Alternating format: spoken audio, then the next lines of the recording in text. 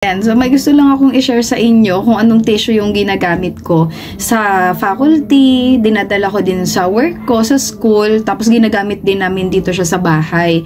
Alam nyo tong Lampure na to, itong tissue na to, napakadali niya lang dalhin. Kasi ang liit lang niya, oh. Tapos may iba't iba siyang color, oh. May yellow, may pink, tsaka may violet. Tapos napakamura lang niya. Sa isang box, ganito ang marireceive nyong box, ha.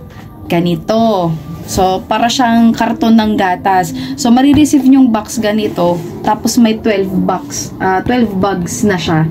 Okay, so kasama na.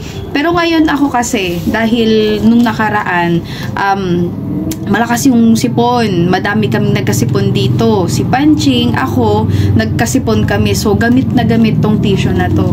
So, try natin kung ano yung itsura niya sa loob. Super kapal. Okay? Hindi siya madaling masira.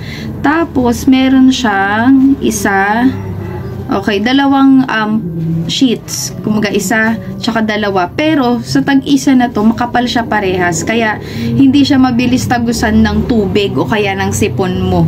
Okay? Tsaka, kapag nagpupunas ka ng pawis, super effective niya. Okay? Kung gusto nyo ng quality at kung gusto nyo magandang tissue, dito na lang kayo sa Lampure. Kasi, yung ibang tissue na nabibili natin, yung mura, yung color pink tsaka yung color green na tigmagkano lang per ganito, hindi siya quality. Unlike dito sa Lampure kasi, same size sila ng ibang tissue, pero hindi siya same quality. Mas manipis yung ibang tissue kaysa dito sa Lampure. So, pwede nyo siyang gamitin for your toiletries, pwede nyo siyang gamitin for your face, at kung saan pa man. Hindi katulad ng iba na naghihimulmol, itong Lampure hindi.